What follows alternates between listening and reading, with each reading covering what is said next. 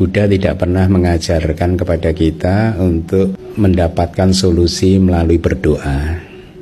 Kata-kata Buddha yang sangat mencerahkan adalah begini: kalau umur panjang, kerupawanan, kebahagiaan, keberhasilan, popularitas, kelahiran di surga bisa didapatkan dengan cara berdoa, lalu siapa yang tidak akan bisa mendapatkannya di dunia ini?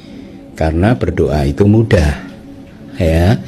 Jadi Buddha mengatakan kalau kita ingin mendapatkan sesuatu, maka kita harus menciptakan sesuatu yang mengarah kepada itu.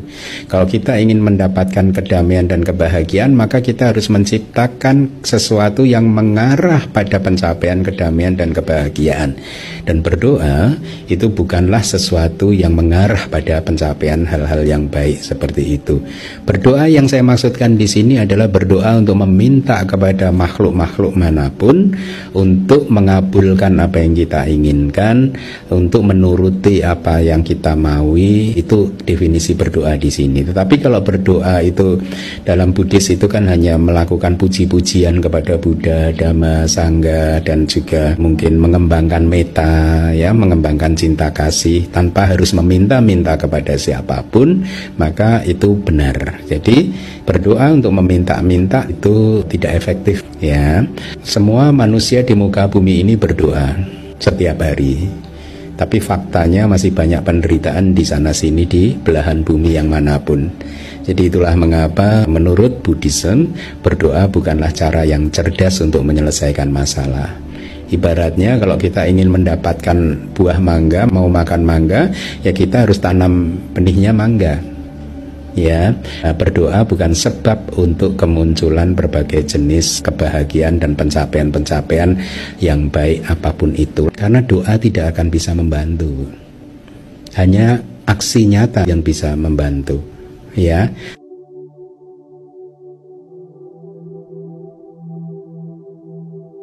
Jenis dana apa saja yang bisa kita lakukan? Yang pertama adalah dana dalam bentuk materi, ya, yang sering disebut dengan amisa dana. Yang kedua, dana dalam bentuk perlindungan, karena kita memberikan perlindungan yang disebut dengan abaya dana.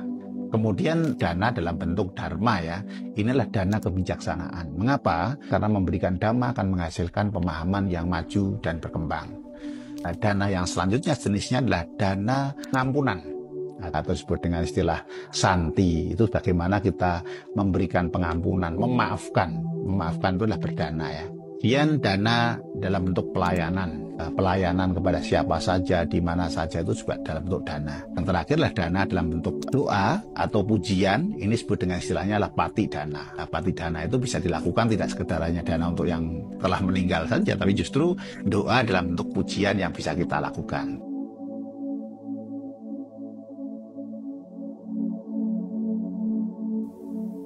Tidak ada doa, tidak ada mantra yang bisa membuat Anda jujur, bisa menjaga emosi, tidak marah, sabar, dan bisa melepaskan. Anda tidak bisa minta kepada siapapun supaya Anda jujur. Anda harus berlatih konsisten untuk jujur. Anda tidak bisa minta kepada siapapun untuk tidak marah, untuk bisa menjaga emosi, untuk bisa sabar, untuk bisa melepaskan. Anda harus melatih untuk diri Anda sendiri.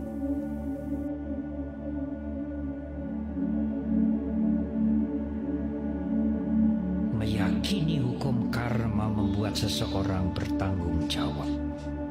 Karena apapun yang kita alami, yang baik ataupun yang buruk, yang menyenangkan ataupun yang tidak menyenangkan, semua itu adalah akibat dari perbuatan kita sendiri. Tidak mungkin kalau bukan akibat perbuatan kita akan datang pada kita. Karena kita membuat perilaku, membuat perbuatan yang baik ataupun yang buruk, maka akibatnya akan datang pada kita. Hukum karma tidak pernah keliru. Meyakini hukum karma membuat kita bertanggung jawab.